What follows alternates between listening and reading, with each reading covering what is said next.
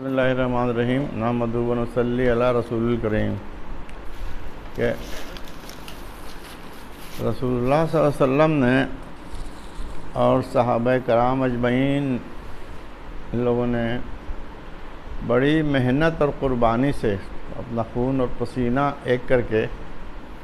ایک امت بنائی تھی، امت مسلمہ امت۔ تو امت کہہ رہے ہیں کہ امت کسی ایک خاندان، ایک قبیلہ، ایک قوم، اس کا نام نہیں ہے، بلکہ امت میں مختلف خاندان کے لوگ، مختلف جگہ کے لوگ، مختلف زبان کے لوگ، عورت مرد بچے سب مل کے ایک امت بنی، اور امت کو بچانے کے لیے کہ امت قائم رہے اور دین پر چلتی رہے، اور امت اس وقت تک زندہ رہتی ہے جب تک کہ اس کے سامنے کوئی مشن رہتا ہے۔ امت کا کام ہے کہ ایک کام ہے اس کے ذمہ، تو امت زندہ رہتی ہے جب اس کے سامنے کوئی مشن ہے، کوئی مقصد ہے۔ تو اس امت کو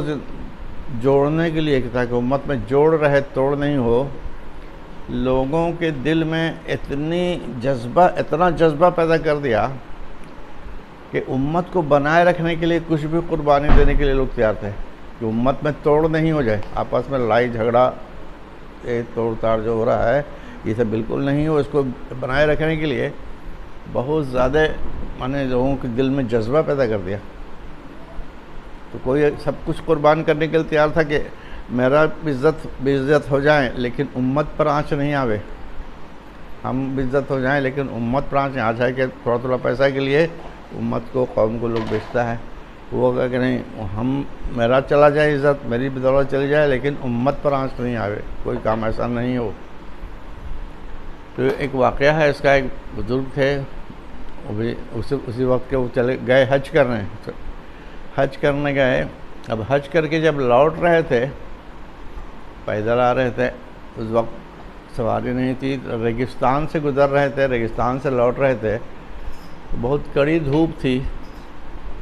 اور نیچے بالو، ریگستان بہت گرم، اور گرمی سے ایک دم پریشان حال تھے، اسی میں آ رہے تھے، کوئی اپائے نہیں تھا، اسی طرف سے آ رہے تھے۔ تو ایک تربوزہ کا چھلکا ان کو مل گیا، تربوزہ کا چھلکا راستہ ہی مل گیا، تو انہوں نے اس کو سر پر رکھ لیا، اپنے تربوزہ کے چھلکے کو، اور پھر اللہ تعالیٰ کہتے ہیں ان کو بہت آرام ملا اسے تربوزہ کے چھلکا رکھنے سے، ایک دم سر گرمی سے تپش صحیح ہو رہا تھا،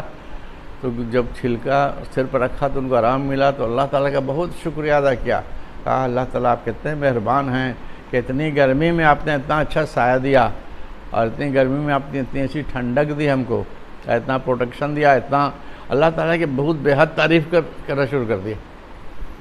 جب ادھر سے اللہ تعالیٰ کی طرف سے ایک آواز آئی ان کو، تم اللہ تعالیٰ کا اتنا شکریہ ادا کیے ہو تو تمہاری ایک دعا قبول ہوگی، جو دعا کرنا کر لو، اس وقت جو دعا کرو گے قبول ہو جائے گی۔ ابھی کا آدمی کیا دعا کرتا کہ مکان بن جائے، شاید ہو جائے، نوکری مل جائے، یہ سب دعا کرتا،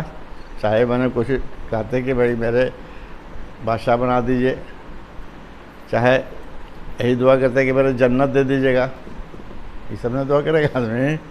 تو دعا کیا کیے، دیکھیے کیا جذبہ تھا، دعا کیا کیے، کیا کہ میرے موٹا کر دیجئے، کہ موٹا، اللہ تعالیٰ نے کہا کتنا موٹا، اور موٹا کہ بہت موٹا کر دیجئے، یعنی کتنا موٹا، پھر بتاؤ کتنا موٹا، بہت موٹا کر دیجئے، جتنا موٹا کر سکتے ہیں، کتنا پھر بھی بتاؤ لمٹ اس کا کتنا موٹا، ہم تو کتنے بھی کر سکتے ہیں۔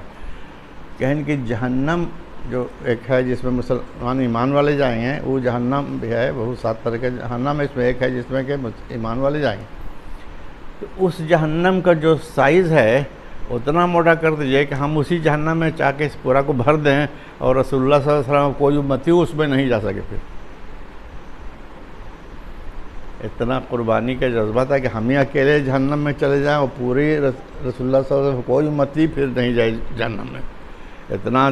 امت کے لیے فکر تھی ان کو کہ امت کیسے بچے، دوسرے کے لیے، دوسرے لوگوں کو بچانے کے لیے جہنم سے، دنیا تو خیر معمولی چیز ہے، جہنم سے بچانے کے لیے وہ اپنے کو آفر کر دی کہ میرے ڈال دیجیے، یہی دعا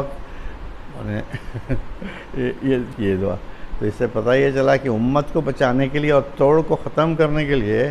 کتنا جذبہ ان لوگوں کے دل میں پیدا ہو گیا تھا. اسی لیے اتنا جوڑ تھا. جب اتنی جوڑ تھا تو اللہ تعالیٰ کی مدد آتی تھی، اس لیے وہ جیت جاتے تھے. ابھی جو توڑ ایسا رہنا ہے کہ امت پناہ توڑ دیا. مولانا یوسف صاحب نے کہا کہ امت پناہ کو امت نے توڑ دیا. تو پہلے تو آپس میں لڑائی جھگڑا کر کے لوگوں نے توڑ دیا اور امت کو ذبح کر دیا، اور رسول اللہ صلی اللہ علیہ وسلم کی محنت اور خون پسینے پر آری چھری چلا دی. اب اس کٹائی امت کو پھر غیروں نے ذبح کر دیا تو امت بالکل ٹوٹ کے بکھر گئی، ختم ہو گئی. تو اس امت پناہ کو پھر زندہ کرنا، تو وہ زندہ ہوگی ایک ہی وحدت کلمہ لا الہ الا اللہ محمد رسول اللہ کو زندہ کرنے میں کہ ایمان اتنا تگڑا ہو جائے کہ سب کچھ ہو جائے. لیکن تو اس کو زندہ کرنے کے لیے پھر یہ محنت ہو رہی ہے کہ جماعت کا کام اور یہ سب کام، تاکہ امت پناہ زندہ ہو جائے پھر. اور امت پناہ جب زندہ ہو جائے گا تب کوئی طاقت دنیا کی، یعنی کہ سب سے مسلمانوں کی اجتماعی طاقت، کیونکہ اللہ کی طاقت کے بعد سب سے بڑی طاقت مسلمانوں کی اجتماعی طاقت ہے. مسلمانوں کی اجتماعی طاقت اللہ کی طاقت کے بعد سب سے بڑی طاقت ہے. تو اگر امت پناہ زندہ ہو جائے گا تو دنیا کی کوئی طاقت ان کا بال بیکا نہیں کر سکے گی. تو یہ امت پناہ زندہ کرنے کے لیے کوشش ہے کہ آپس کا جوڑ توڑ سب ختم ہو. تبلیغ کے نام سے کہ مختلف فرقہ کے لوگ، مختلف گھر کے لوگ سب ایک جگہ کھائیں، بیٹھے ایک پلیٹ پر کھائیں، ایک ہی پلیٹ پر کھائیں، ایک ہی اس پہ کھائیں، ایک ہی جگہ رہیں، تاکہ سب ایک پلیٹ فارم پر آ جائیں. یہی کوشش ہے. اللہ تعالیٰ سے دعا کرنا ہے کہ اللہ تعالیٰ پھر لوگوں میں آپس میں اتحاد، اتفاق، میل جول یہ سب پیدا کر دے. اس کے لیے دعا کرنا ہے. ٹھیک ہو گیا.